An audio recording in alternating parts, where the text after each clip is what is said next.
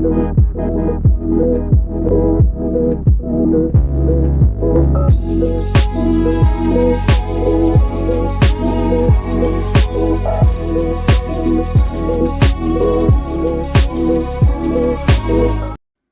Anthony Richardson underrated? That and more this week on the couch. Matt Waldman, is Anthony Richardson underrated? It's good to see you, Bloom. But good to see you. Yeah, my couch. Your producer said I was going on Drew Barrymore. right, with David Letterman. Highly unlikely. No, I'm starting to look like him a little bit more and more post Letterman career. Yeah.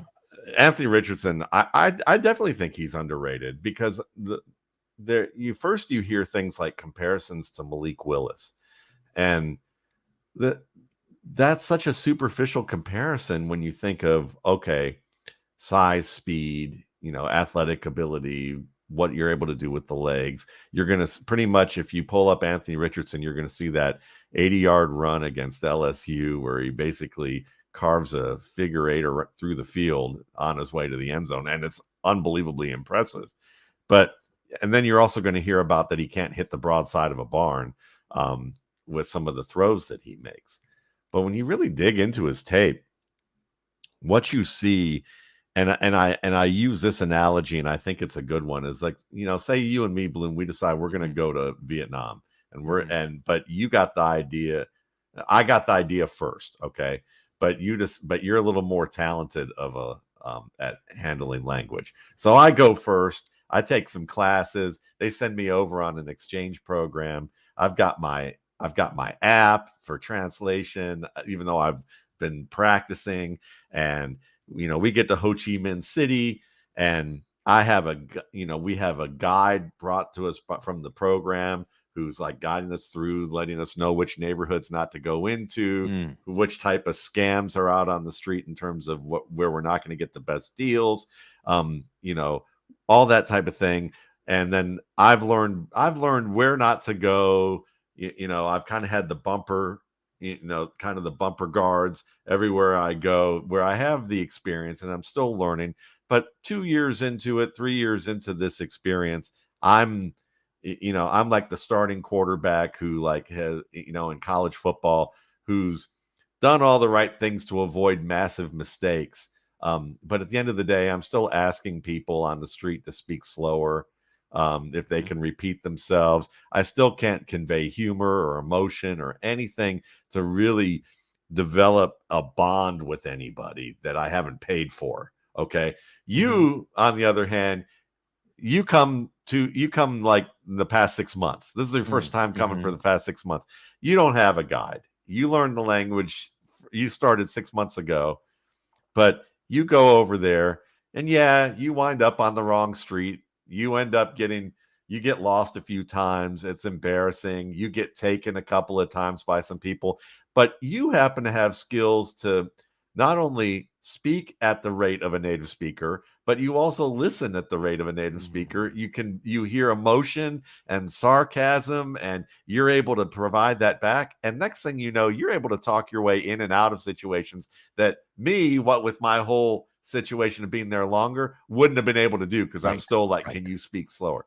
Anthony Richardson is that type of player. When you watch his game, he is able to manipulate defenders in the middle of the field, in the flats. He's able to do it while he's climbing a pocket with efficient movement. These are things that Kyler Murray is still figuring out how to do as a very good fantasy player, but not exactly a great quarterback. Anthony Richardson's already doing this in his first extended period of starts. Yeah, he's made some hero throws that turned out to be zeros because he's trying to make throws with defenders in his chest, or he'll make a mistake where he misreads a cover two. But he also, I get to provide some scouting reports to some quarterback coaches. And one of the quarterback coaches I've been able to provide that to is Will Hewlett. And he has worked with Brock Purdy last year before the draft. He worked with Anthony Richardson this year before the draft. And after, sharing what I saw with him back in December, back in around February, he writes me and he said, I got to tell you, Richardson is elite at translating information to the field. Like, he is an elite learner more than anybody I've encountered working with. And he's worked with, pro players, college players, high school players. Drew Bledsoe trusts his son to work with him, So, I mean, Will pretty much knows what he's doing.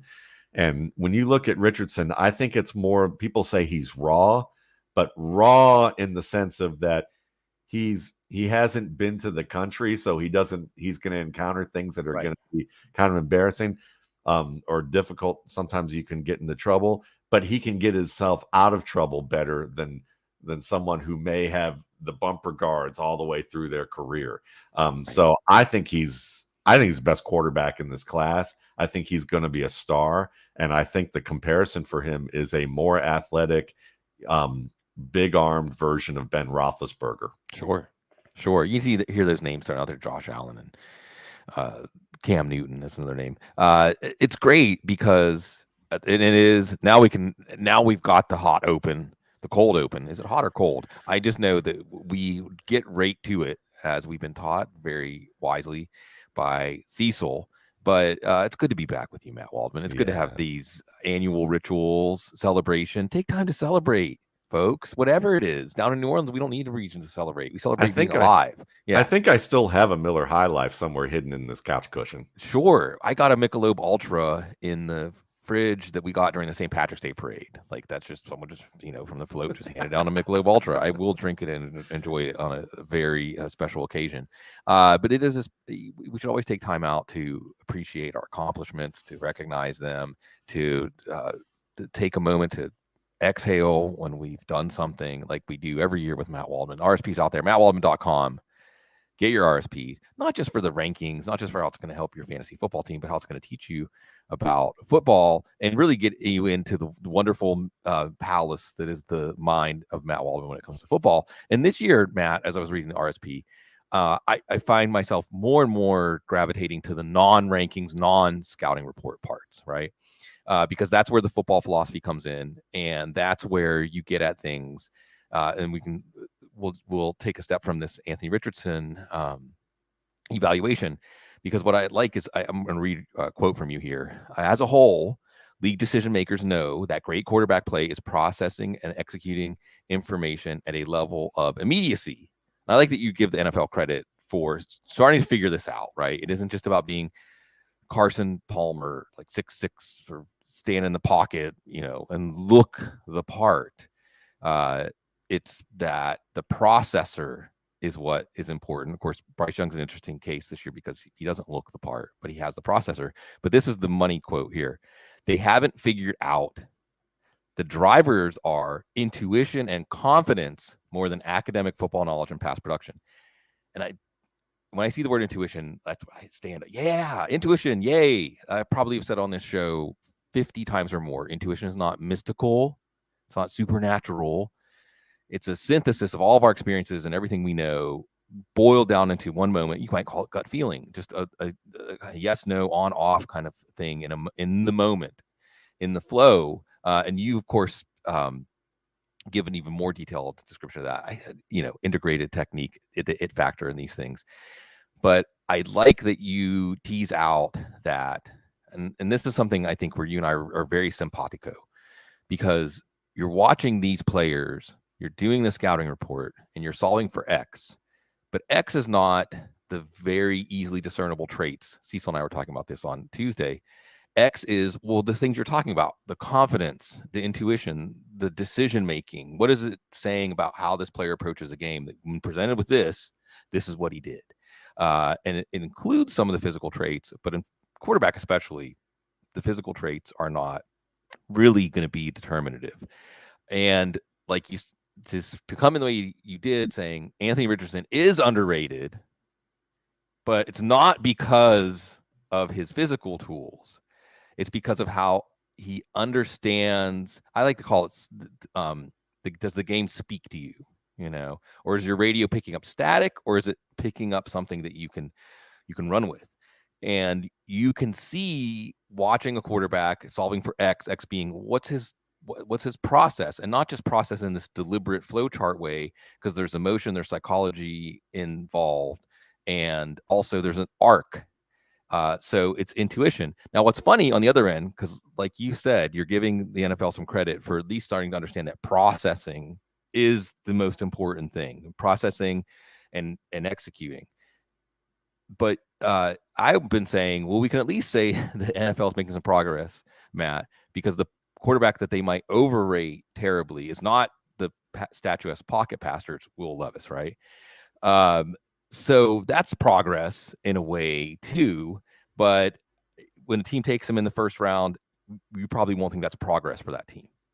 No, probably not. I think that that's going to be, the NFL is not a monolith. So each of these 32 teams, some of them are going to understand, all right, we want a fast processor, but they wind up with the economist Alex Smith type of player who who's great in the whiteboard area and talks to them like he's a coach, but he can't do it on the field. He tells jokes with the sense of humor of an economist, and his stage presence is that way.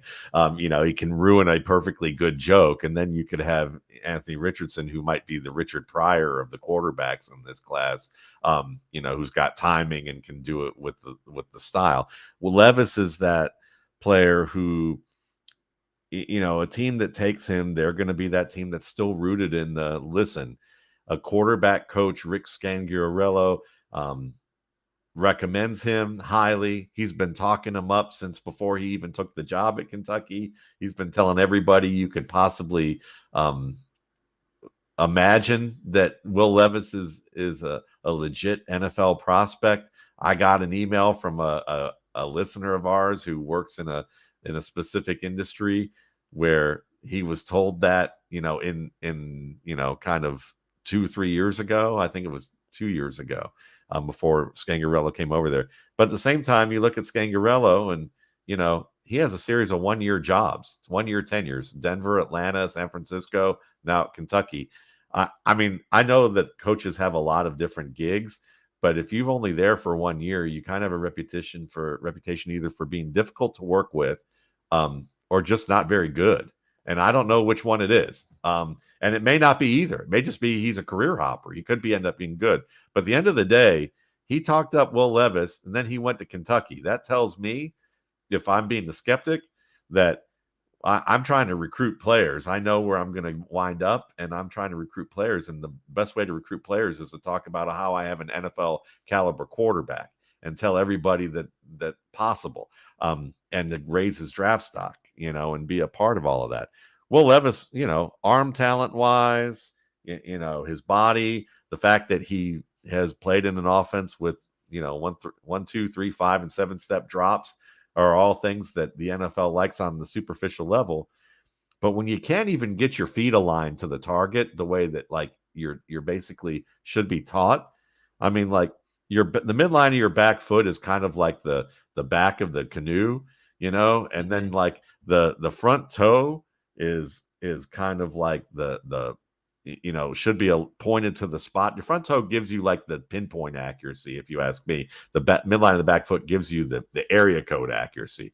When neither of them are pointed to where the target is going to be, and they're not even in the same direction, they're making a Y instead of being, in that kind of a situation.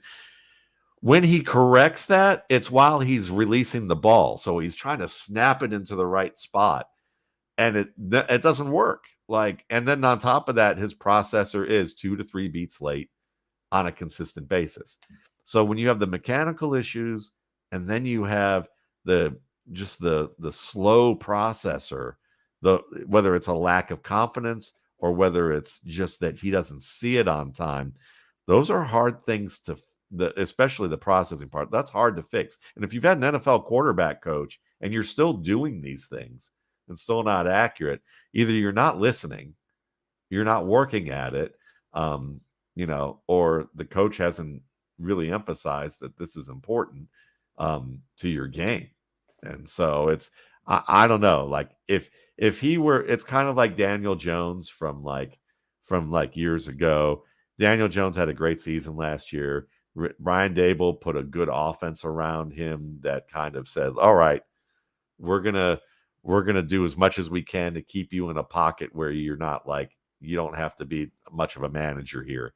And to his credit, he played very well, and he earned himself a second opportunity. Now, as our friend Daniel Harms would say, and he was on a show with me yesterday, there's you better pray that Kafka and Dable are still in New York for as long as Jones is still in New York, right, because of these things. But it just shows you that you can make it work. Will Levis, there's a team that may be able to make it work with him, but he's not that guy that, I think you could drop Anthony Richardson in Houston, and it might be rough early on because Houston may not have much going for them, but he'll figure it out. You drop Will Levis in Houston and say Brandon Whedon, or somebody like that who doesn't have a very long career as a starter. Yeah, there's as you're describing the problems. I don't know if it was Josh Norris. Every time it's something smart, I think, oh, Josh Norris probably said it. But somebody earlier in the draft season said something to the effect of, maybe athleticism is the floor at quarterback, and it's the processor that really unlocks the ceiling, right? And you describe with Levis how you say, like, you can make it work. You can make it work.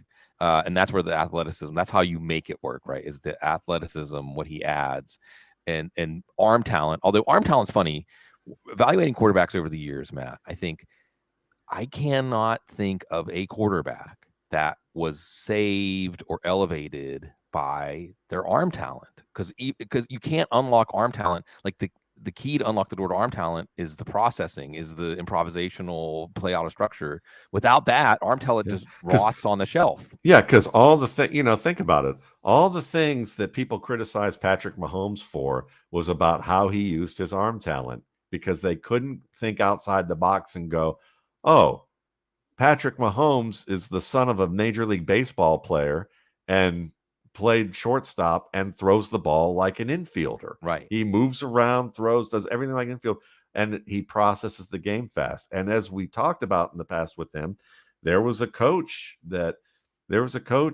hosted him, and he had a big practice with players and coaches, and the coaches got mad because he did something that was a sign of a great processor, but they didn't like what he did, and they were so turned off, they took him off their board.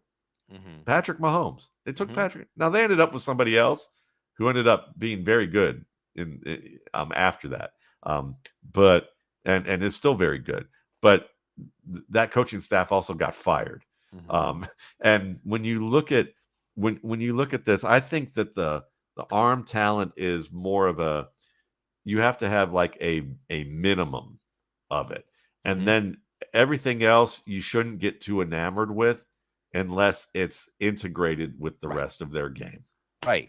It's the way that Patrick Mahomes uses his arm talent, not just the mere presence of it. It isn't like the arm talent compels him to make these throws. It's his brain. Yeah. I'd love to take a shot at economists. Sorry if there are any economists listening. And one of the things I think you captured well, I know that comparisons are out of vogue. I hate comparisons. Well, comparisons are actually good. It's just short form language to convey things. Thank you for defending them, because they are fun and entertaining, and they can be complicated. That's the thing, is you just got to make them a little bit more nuanced than the way we do it. And you do that, and that's exactly what you do by making an axis.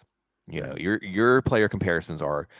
And it's not only, Matt, is that helpful to understand and get a specific player in this year's class, but even illuminating, this is why, folks, you have to get your RSP. If you're listening to the show right now and you've never gotten an RSP, trust me, if you need to borrow the $20 or something, like, reach out. Trust me, because just going through the pages, and it is smaller than it has been before. I like how you laid out that in the beginning, like, hey, well, yeah, I realize it doesn't have to be 1,500 pages, although know that it could be more. It's a little over 1,000, but you're going to pick up so much about not just the micro of this year's draft and scouting reports, and not even just that secondary level of evaluating players through a draft perspective, but just football and football theory, and the axis of comparisons illustrates archetypes of talent, the types of players. You talk about this in some of your intro sections too, like a running back, that there's certain types of players, a wide receiver, there's types. And where will this player, like the first part of the evaluation or getting a player is understanding which archetype he fits in. And then the second is, okay, what's his range of outcomes on that archetype? And what's really excellent about what you do with Will Levis is his comparisons are Carson Wentz, Blaine Gabbert, and Mitchell Trubisky, which all high draft capital players. Yeah. They were all players that at least one team convinced themselves were worth a very, very high pick. So it's valid. It has NFL context, not just in the type of player, but also in the sense that, yes, a quarterback can induce a team to take them this high and still have a career arc that ends up droopy, you know? Yeah, and I like to think of comparisons as kind of like influences, even whether they're direct or indirect. I'm not saying that Will Levis studied Blaine Gabbert, No. Carson Wentz, or Mitchell Trubisky, but I'm sure that how he learned, what he watched, and what he incorporated into his game, and how he is both physically and how he is stylistically has similar influences to the influences that were bared out on the careers of those other three players. It's like we all, if you're listening, you probably played football in your backyard.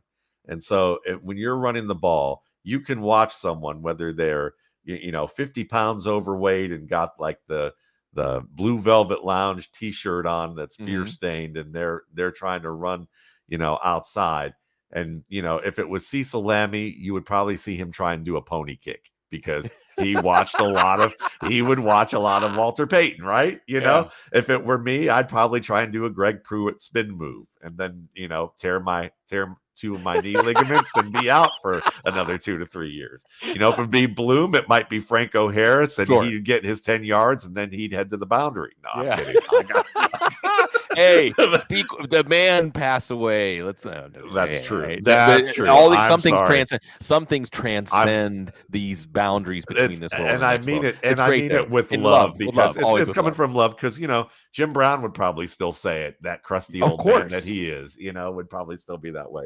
Who I love, but yeah, those are things that we do. So think about it. If you're a pro player and not just like one of us donkeys trying to do this, is that you probably have watched thousands of hours of football and watched a lot of different players, and the best players, and I've taken this from music, is that the best players have so many influences, have integrated them so well that you can't even recognize which ones are the pervasive ones sometimes, or you can mistake one for the other and not realize that they have 5 or 6 really deep influences that you don't hear or someone else may see.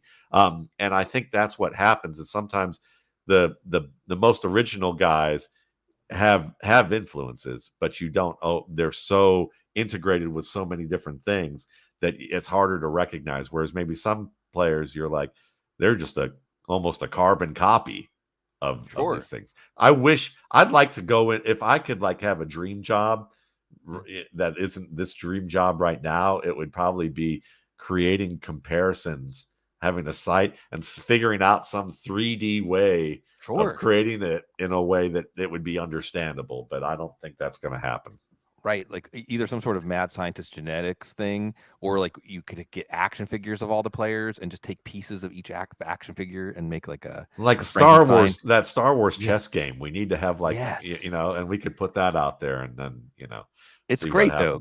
Comparisons are good. Again, it's a short form language to just convey things you get about a player. And by the way, when you read Matt Waldman's comparisons, you will be reminded of players you haven't thought about for a while. Because as someone said in the chat room, what makes Matt Waldman's comparisons and axes of talent different is that he's actually drawing from a vast well of football knowledge. And there's all kinds of other good stuff at quarterback. I wanted to read one other quote with Anthony Richardson. What he has conceptually rarely comes with more experience or practice. Beautiful. Right. And again, these are things where you're watching something physical, but what you're really looking for is how the the psychological is Yeah. is manifesting through the physical. And don't be mistaken, when he's going to get on the field in the NFL, he's going to misread a cover two and throw a Sure. pick six. He's going to make some decisions that you're going to hear people left and right and say, oh my God, he's awful. How can anybody have liked him? In the same way that they said it about Josh Allen. You know, Right, there's going to be moments like that. It's because it's a lack of experience seeing certain things, but the things that he has seen and how he applies his skills to the things that he is familiar with. I mean, again, watch the Tennessee game.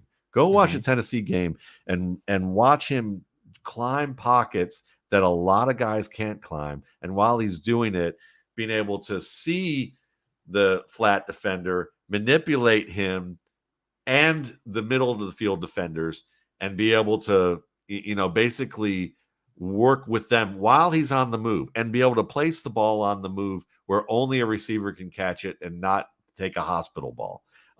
He does a lot of that in his game there, and it's no coincidence. It's not, it's not flukish. There's a lot of games like that with him, or moments in those games. So you could say, well, why then did they not have winning football?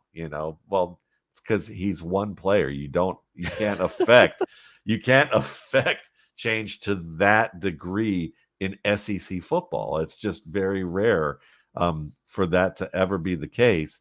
And on top of that, I mean, there are passes that I've heard people say, well, there's people who, I think Shane Hallam, said it.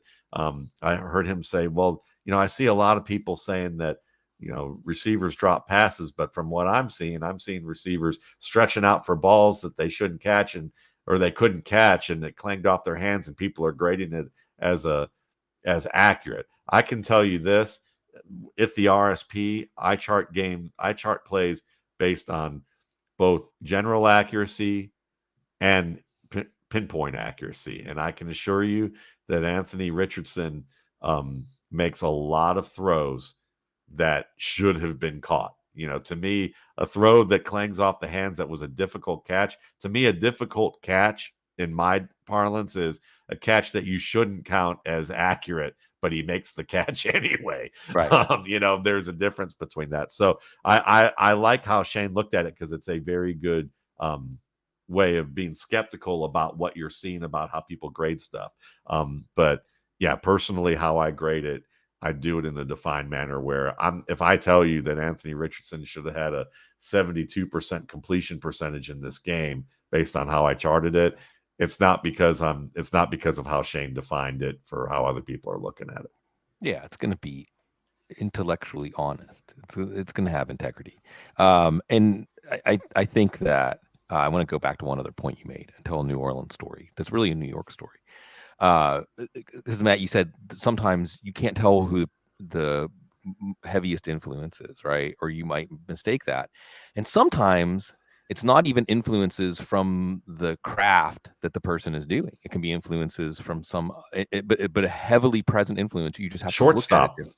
Sure, you have to look at it differently. Yeah. And an example that's coming to mind is, and I'm going to get a little specific. Like, we've been really lucky here in New Orleans. Look up Mardi Gras Indians. If you don't know the story of Mardi Gras Indians, the culture of Mardi Gras Indians, what they represent, and been real lucky to meet and get involved in a youth group run by Sharice Harrison Nelson, whose father, Donald Harrison Sr., you know where I'm going with this already, don't you? Donald Harrison Sr. was just a beloved Mardi Gras Indian chief, and her brother, Donald Harrison Jr., is an amazing, legendary, living legend jazz musician. And he lived in New York. And in the 90s, there was someone who lived, I want to say, on the same block. Don't quote me on that. They lived close to each other. An up-and-coming rapper, Christopher Wallace, who you might not know as Biggie Smalls, towards B.I.G. And he was a major influence, a mentor for Christopher. And if you go back and listen now for the jazz phrasing in the way that he raps, you will hear it. It's there. It's very, very much there. And it's part of the appeal, maybe a lot more of the appeal than people realize. So the influences can be things that you aren't even thinking about. Which MC was he influenced by the most? Maybe it wasn't an MC at all. And again, confidence. We've talked about confidence so many times on the show as an important ingredient. And when you mention and describe Anthony Richardson's game, also what I hear in there is inspiration. Because there's speed of processing, but there's also the way I always like to put it, Matt, was to succeed in the NFL, a quarterback has to see potential positive outcomes they can create and not be afraid of negative outcomes that they're trying to avoid. Like just as a highest level of what think about Patrick Mahomes in his game. He's not playing scared. Scared money don't make money. And to know that you can do those things, like you said, there's juggling or simultaneously processing and reacting to things, but there's also understanding I can do this. I can actually do this, and I'm going to do it, and imposing your will. Okay, let's turn the page to running back. And I guess with running back, I'll just say this. There's a couple of running backs that you have ranked very highly, or at least you're saying, hey, the top end of their career range of outcomes is pretty high as running backs that might be more household names in terms of the draft right now. Give us one of those players that you think deserves more higher billing in terms of how good they can be in the NFL. Yeah, I mean, list one of them. Yeah, just pick one of your favorites to tell people Zach Evans. I'm a Zach Evans fan. And he's one of those guys that if we're going to make a future joke about this, like 2-3 years from now, this will be one of those guys that I've always been drawn to that don't work out. Basically due to off-field type of stuff. Okay. Now that would be the joke based on that. Everyone's like, well, he was immature in high school and got suspended from his championship game. He did his own recruiting effort and he signed with Georgia. And then he had this quixotic journey where he went from a 5-star to a 3-star and wound up at TCU after like being linked to several SEC teams and it just not happening. And then he transferred away from TCU and TCU heads to the national championship. And it's like, it seems like all these bad decisions, right? That's what it looks like on the surface. Well, before we even get into watching his game, Zach Evans was a good student. His grandfather was his patriarch, kind of the patriarch of the family and the biggest influence in his life. And his grandfather passed away a year before his recruiting started. His parents, I don't think, the best way I would put it is maybe they weren't at the point of their development as human beings to be able to provide Zach the support that he needed. And so Zach felt like he could take it on his own shoulders. In addition to that, getting suspended for the game that they said he had run-ins with coaches. Well, the run-ins that I heard was he refused to give his cell phone to the coaching staff the night before the game per policy. Now, if you're handling your own recruiting and you're in the middle of all of this, I could see how maybe you immaturely decided not to do that. But it wasn't over a fight. It wasn't over drugs. It wasn't over, at least as far as I know, it wasn't over anything other than he was an 18-year-old handling his own recruiting, didn't have any real parental support. The one support he had passed away a year before, and he refused to give over his phone, and he got benched. Okay. So all of this and recruiting in itself has to be a test for anybody, much less a kid who doesn't have strong parents. Comes to TCU, he's academic honor roll, 3.75 GPA. So he's not a dummy, in terms of like book smarts. And he certainly still got his stuff together, because if he thought he was like, I'm this overprivileged, you've got to pay me a ton of money athlete, kind of a Bryce Brown type that Brown was at his immature stages, he probably wouldn't be getting a 3.75 GPA.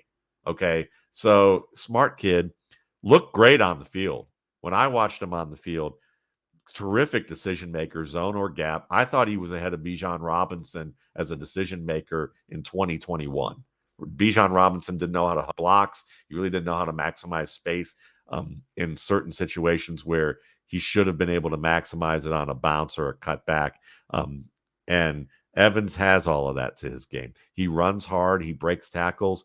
He probably weighed in at about 208 to 210 with my, contact balance tracking.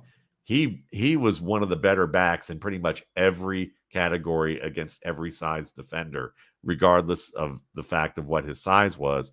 He came to the combine at 202. Well, you're 20 years old. You can cut 10 pounds like in the drop of a hat. He's probably doing that to try and maximize speed. Suffered a small, muscle strain, decided not to run, waited till his pro day, weighed in at 208, ran pretty fast. And so when I watch all that, and then you think of TCU, people say, well, Kendre Miller beat him. I don't know about that. When you take a look at the stats, it looks like that they just wanted to have a split because they were both talented guys.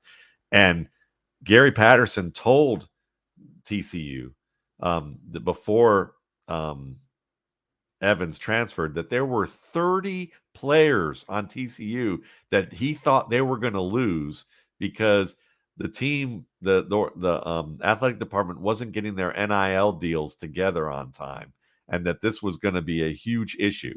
So if you look back at that quote that he made, no one was expecting TCU to go to a national championship at that point.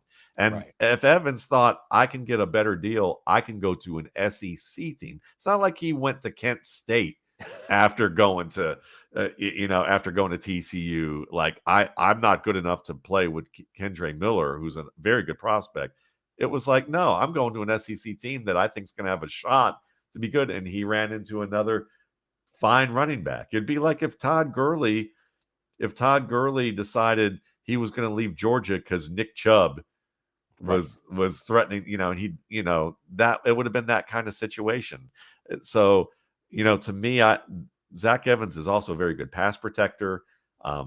I would not be surprised. To me, there's a combination of like Dalvin Cook and Clinton Portis to this guy's game. And he's that type of guy that I think could play at various weights and do different things for you in the way that Keenan Allen at wide receiver, if you made him bigger, you could make him more of a Mike Williams type of guy. If you made him smaller and lighter, you could put him in the slot and do what he's done. And I think Zach Evans is that kind of guy. And if I'm right about the off field, which is the biggest question, sure, he's going to be a steal in this class. Yeah, and I love this. And again, I'm not trying to be a shill, folks, but if you don't have an RSP, because it's great, because people in their draft prospect reports might say, well, there are off-field issues, or even have some details about off-field issues, but it's clear that you've delved into it. You understand at least as much as we can know what they are, and you're honestly grappling with them and building into your projections. Well, it's possible that this might all fall apart. None of this evaluation matters because of that. And it's much in the same way you say with Will Levis, someone might make an offense, a spread offense like they did for Carson Wentz, that's so accommodating that it might be successful for some period of time. But you also bring up just the weight of all the things you've learned and the people that you work with, but you don't flaunt it. That, yeah, you've seen behind the closed doors. You understand what goes on there. That at this point, you've watched Will Levis and he's still doing these things after watching so many quarterbacks and knowing what it signifies that he's not fixing these things, then but you still allow for, hey, we're not omniscient. Nothing is truly 100%. Yeah. We had the same thing, a few years ago with Drew Lock. I remember saying he seemed like that guy that when he played the Kent States of the world, he looked great. But then when he had to play Alabama and he had to do his homework and have to prepare it and done all the things that you would need to do to hold up against NFL caliber prospects, he looked like the kid who wasn't prepared. And it just seemed like he was getting enabled. And then we found out from Cecil that Drew Lock's dad literally said, I've been telling Drew since high school that he needs to work on these specific things. And he just wouldn't do it. He just figured, and he got enabled because, the way the system works. Mm-hmm. And now it's too late. And I think that's where, a guy like Levis can be.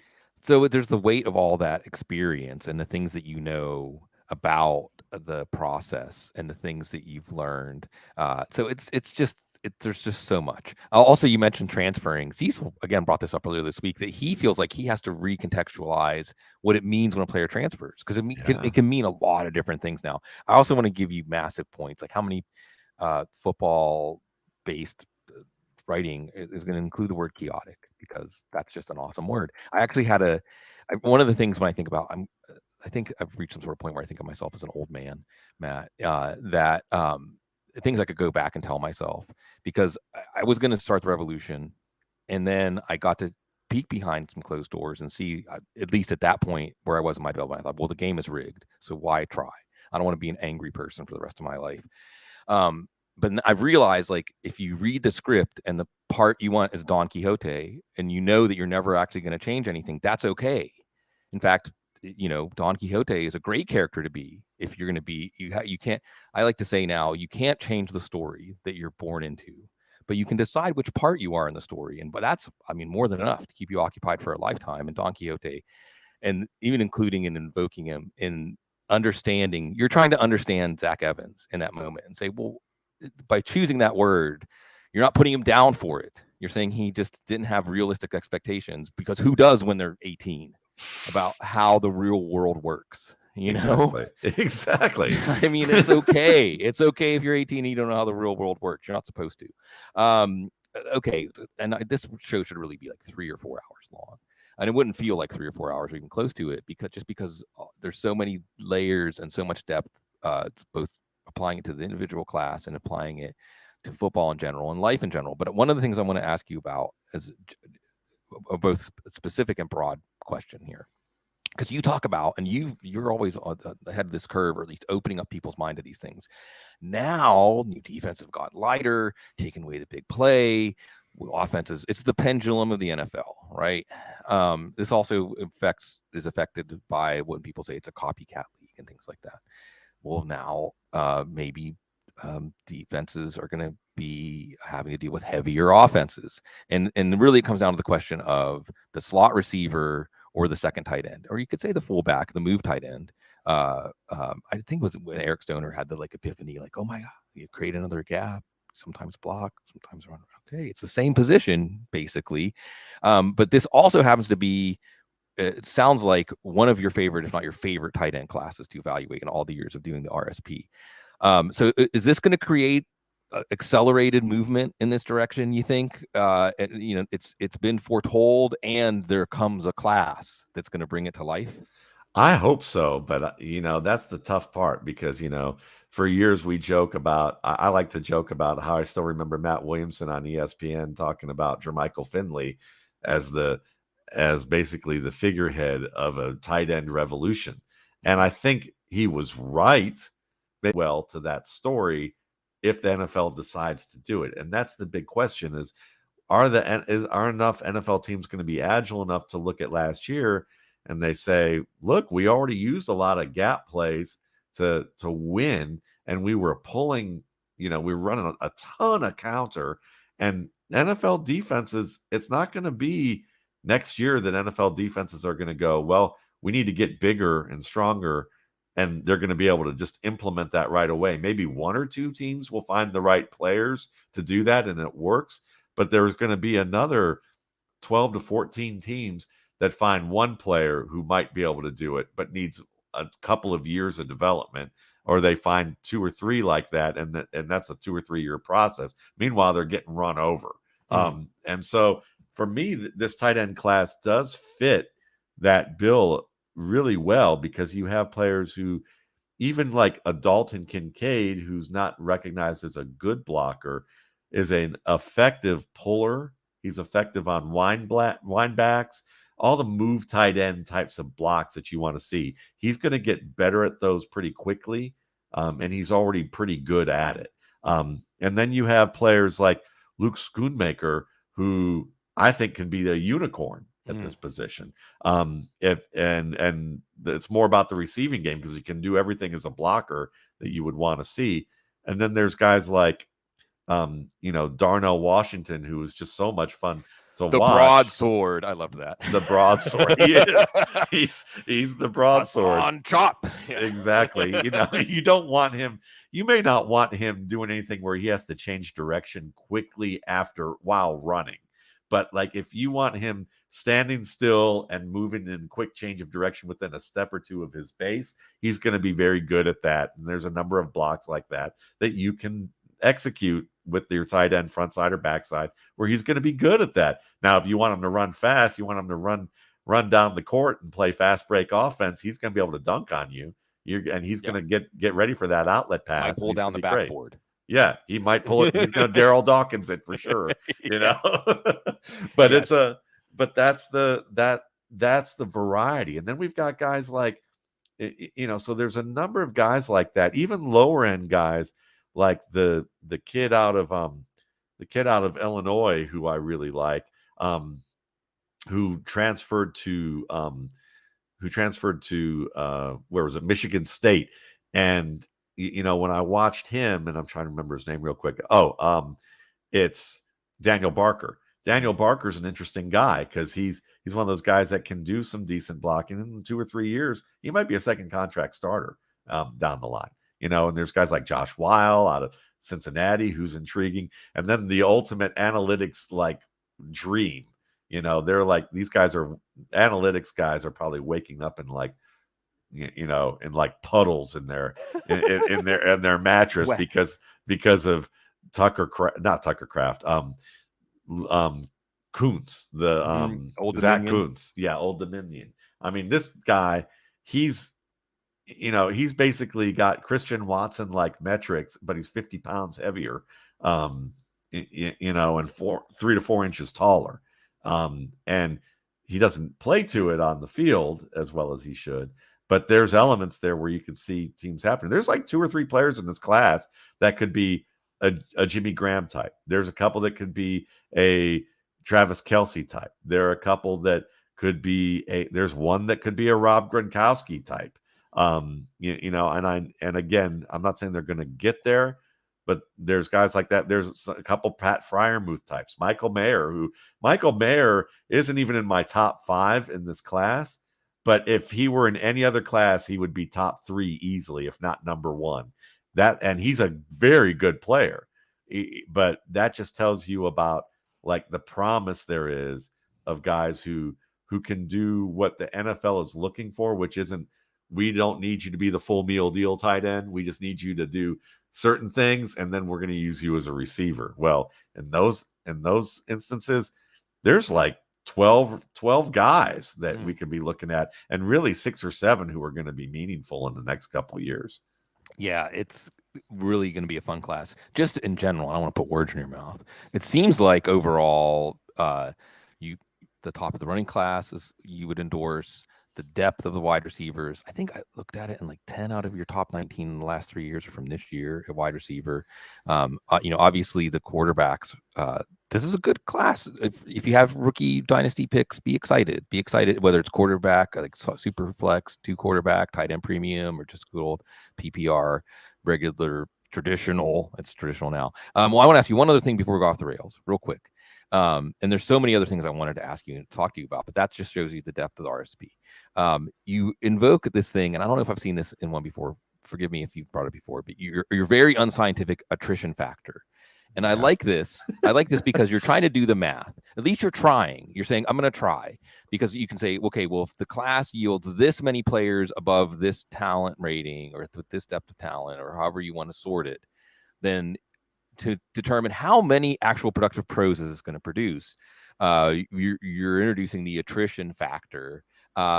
So what led you to invoke that and drop that in there so that you could have, hey, this class probably going to produce 5 at the position or 6 at the position based on the attrition factor? Because I've been doing this probably for about 5 or 6 years, and one of the things is that I did it because you realize that injury and off field and all the things that you can account for that are more important than just what they do in terms of traits and skills and projecting development based on watching NFL and trying to apply what you do are factors. It's that great divide as we've talked about in the past with players, where you just don't know whether they're going to get it or whether they're going to have a near career death experience. That moment, that phrase that you've invoked, that I think is an excellent one, that some players need to have a career near death experience to figure it out.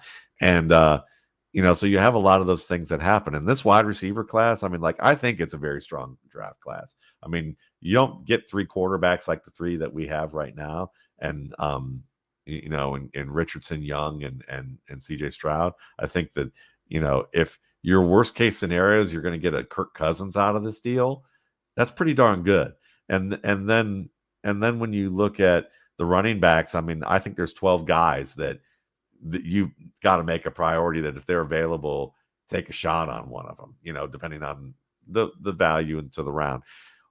Tight end, like we said, very strong. Wide receiver, what you mentioned is great, because this is where the attrition factor really comes in, is that, yeah, I've got like 18 receivers on this board that I think 18 or 19 that could be really good. And I think there's a lot of guys in the second tier who could be better than the guys in the first tier on my board, but they have significant issues that we don't know whether or not they're going to be able to address. And if they do, this could be one of the best draft classes at wide receiver that we have ever seen. At the same time, I think that second tier is filled with landmines. I mean, like, Gabriel Davis, when you think of him, I pick on him a lot, and he is a good NFL receiver. I'm even more impressed with him, even though this is going to sound like a backhanded compliment to say, I'm even more impressed with him that he can clap on footballs that he does and be an NFL starting receiver. He's got a 51% career catch percentage, so that's not great. But the Bills know what they do with it, know what to do with him, and they live with that. It's different than Brandon Marshall and T.O., who had concentration issues. This is more technique oriented. And so there are a lot of players in this class who, they're fast, they run good routes, they make tough catches right now in the college game, but the way they catch the ball, the way they position their hands on the ball, they don't play big enough. They're not doing well enough in tight coverage. Those things that you have to project to the NFL level and look at and say, all right, he caught it here, but the defender's like a foot off of him. What happens when the defender's in his chest? Or which plays you recognize and go, that's an NFL caliber coverage that he's catching that ball in. And when you look at those things, like I look at a guy like Quentin Johnson, I see Robert Meacham. And we've talked about Robert Meacham for years, that he could be very good. He's got some Julio Jones to his game. He could be a short end, good, quick hitting receiver. But, the big play primary stuff out on the boundary where it's like go-to tight coverage, I've got concerns, based on that. And there are a lot of players like that in this class where, there's a few that I think are bomb-proof or mine-proof in this. But yeah, I mean, I was hoping that when we adopted our dog, that maybe he had some mind sniffing training so that he could help me out with the RSP, but that didn't work out so well. So yeah. Talk to Uncle Chaps. That's what Uncle Chaps did over in Iraq. I love this stuff. Whose name was popping into my head too when you were talking about that stuff with Gabriel Davis and so on, Sammy Coates. I remember we had fun with Sammy Coates. We had a lot of fun with him. Anyway, I love that you're articulate to say, hey, there's always uncertainty. And to articulate exactly what the uncertainty is. It's a humility, but it's a humility that actually, again, is much more intellectually rigorous and honest than a lot of what passes as draft analysis out there. Yeah, I'm gonna definitely be wrong about a lot of players, and there's gonna be some that you may even say, well, you're kind of stubborn about it. Like, I still think Trey Sermon is a good running back. Nice. But to me, until you see him on the field for an extended period of time so that I can see what it is where I went wrong, I can't sit there and say to you, well, I'm going to change my process. That's disingenuous. Like, I usually like to wait 2 or 3 or 4 years to review what I've seen from a player, to have enough tape and exposures to say, all right, how do I apply that in the future? I'm constantly doing that. But it may not be as immediate as some people say, well, what went wrong with Hakeem Butler, or what went wrong with these things? And some of it may be, you have to look at it with that level of nuance, that you can't just say, well, I've changed my process for doing that. Well, how? would you wait for the wind blew this direction and Mm-hmm. you know your backside was cold? Well, maybe you need to let the backside hang out there a little bit longer before you decide to address it in a way that's just slapdash. Yeah. Well, you don't want to overreact. You don't want to do knee-jerk reactions. But I love it because it just embraces uncertainty. Look, anytime we're talking about human beings, there's uncertainty, period. I love the Tommy Lee Jones speech in No Country for Old Men. Perfect film. Perfect film. When he talks about, even with man and beast, the outcome is uncertain. So come on, let's be honest. And it's good. It's always fun to revisit this. And there's so much. We only have like a couple of minutes for off the rails. Can we do some quick stuff? Is that what we're doing? Well, or off the rails? Okay. You want Either to do one, rapid whatever you lightning want to round? do. Well, look, if I hope that folks know to get their RSP. And otherwise, you're a subscriber to Football Guys, hopefully, and you get all the great stuff that Matt Waldman does. I want to ask you just real quick because you brought it up, and it's just a couple of minutes. This one's interesting for me. I'm going to be self-indulgent because you mentioned your dog. It's awesome. As you're telling the story of your continually developing relationship with the dog. But I want to say, I don't want to pigeonhole you when I say this, but I feel like we're cat people. You're a cat person. I'm a cat person, I think. So as a cat person, the experience. Just a couple of minutes because we could probably do a whole show on this. But what's it been like being a cat person, getting used to your dog? It's been fun, but at first, dogs are, people think cats are intense because they give you a stare, but when you have a 50-pound dog that's just 50 pounds of muscle, right, and he's fast and he plays with you, and you've been cut out from your legs by your dog playing with you. And like, he's part pit bull, part Catahoula leopard dog. So he's sweet as can be. He's sweet to everyone he plays gently with, except for me. Because I encouraged it a little bit, so I've calmed when that he wants down. that, he comes to you. He comes to me. I'm the pincushion, but like he's learning to calm. He's learning to calm down a little bit. I'm teaching him to calm down a little bit, but I also, we're taking obedience training, and he's doing a really great job of all that. But he stares at me from everywhere. Like at night, he'll be laying on the couch, and I'm going upstairs to come to work. And I can see, like, even in the dark, I can see the whites of his eyes poking out from, like, he's got this brown merle coat. He looks like, he basically looks like, some artistic abstract or rendering of dirt, like in terms of like, like because of all the shades of brown that he is.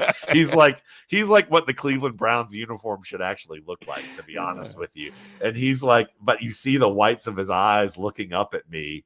Like he's kind of intense that way.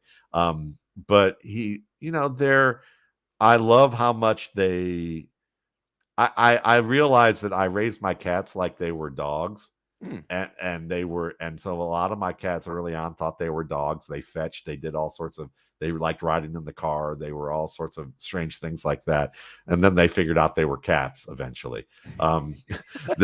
So I think I think I'm okay with this dog, but in that manner, but it is, I don't know. I think for him, it's just the personality of the animal. And he's in a household filled with two other stubborn people. And I think it's a great fit because my friend who they found him at a gas station out in the country in Georgia. He had obviously had an owner. But he was limping. He had been shot a few times with buckshot or with a BBs. He was out in a rural area and they were embedded in the skin. And for some reason, she thought of us immediately. And I was like, well, he's a pit bull Catahoula. I said, my wife's in school. I'm in the middle of doing what I do. I said, and so this dog better be friendly with kids, dogs, cats, better like music. I tried to disqualify ourselves in every possible way. And my friend was like, he's staying at our house. Her husband she's a singer. Her daughter's a bassist. Her husband is a guitar tech for Widespread Panic. Wow. And she's like, he's been at the house for 2 weeks with my rambunctious dogs. He's great. You've got to meet him. He's your dog. I know this is your dog. He's sleeping with my house guest right now. And they all want to take him. And it's, it's been a great fit, but other than the fact that he makes me walk him about 3 to 4 miles a day, which is good for me. I need that. But yeah, that's the biggest adjustment, is walking his ass. What he has to teach you. Yeah. Sorry, Cecil. We're going to go just slightly over an hour because I don't want to abruptly cut this off. So I can let this breathe. Because and it's funny looking at the chat. We may have found like the most polarizing topic in the United States when we say dogs and cats. Dogs and cats. It's okay. We can like Dave Kluge. Dave Kluge's here to bring peace, and he says he loves his dogs and his cats. I love both. Yeah, but I'll be a cat guy when if I end up surviving my wife. But otherwise, she's allergic to them. She's had enough to deal with our cats in the past. I understand. And I was reminded of when telling that story about is we go to visit my mother-in-law, and she has a like an Aussie doodle. And we went to visit when the dog was really young, puppy, and was rambunctious, and I would say to Coda's her name, and I would say to Coda, "Come on, let's play kitty. Let's just sit here and be calm. Let's just get comfortable. Let's play kitty." She didn't want to play kitty. But there's another story, because it sounds like we have both been adopted by animals via the universe, because we've been adopted here. I'm not going to get into the story, but it's a very New Orleans intro to a story. We've been adopted by a one-eyed black cat who might be pregnant. So yeah, that's awesome. And I can tell lots of other stories. And also the possums here they don't care about people. They're not spooked by people at all. The possums, they'll come right up to me. How are you doing? Nice day outside. Like or nice night. And, there's a lot of interesting adjustments. It is definitely a stray cat, a feral cat town.